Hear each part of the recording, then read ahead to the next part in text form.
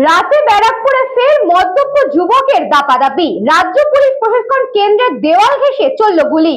ঠিক ভিড়ছড়া দূরত্বে ব্যারাকপুর পুলিশ নগরপালের কার্যালয়। এই খবরটি নিবেদন করছে স্বামী বিবেকানন্দ ইউনিভার্সিটি, আপনার সন্তানের স্বপ্নের ভবিষ্যৎ গড়ে তোলার একমাত্র সঠিক ঠিকানা। রাতে ব্যারাকপুরে ফের মদ্যপ যুবকের দাপাদাপি। দামি গাড়ির ভেতর থেকে চলল গুলি। রাজ্য পুলিশ প্রশিক্ষণ কেন্দ্রের দেওয়াল ঘেঁষে চলল গুলি। ঢিলছড়া দূরত্বে ব্যারাকপুর পুলিশ নগরপাল কার্যালয়। ঘটনায় আটক আইন বিভাগের ছাত্র।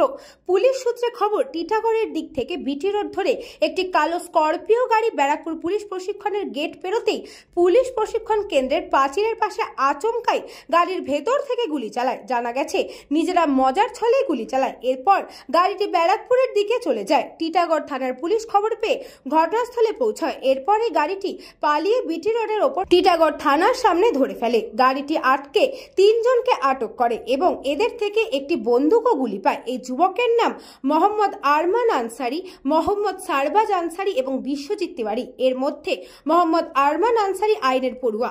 জেরায় জানিয়েছে মজার ছলে তারা গুলি চালিয়েছে, কিন্তু রাতের বিটি রোডে পুলিশ প্রশিক্ষণ কেন্দ্রের দেওয়াল ঘেঁষে চলল গুলি। পুলিশের নিরাপত্তা নিয়ে প্রশ্ন উঠেছে। ঢিলছড়া দূরত্বে পুলিশ নগরপাল কার্যালয়।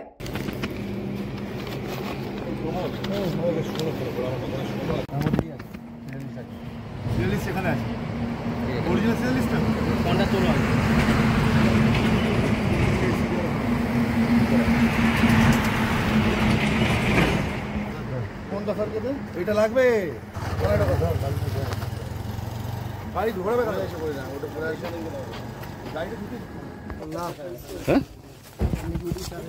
গুলি চালিয়েছিল কেন তোমরা? গুলি চালিয়েছিল কেন? আমি গুলি চালিয়ে তাহলে গুলি চলেছিল।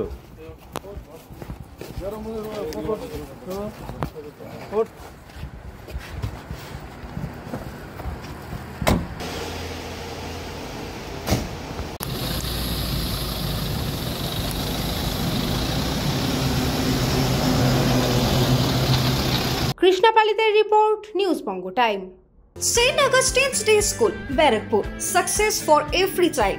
Admission open 2026 to 2027. Contact number 900793 4555.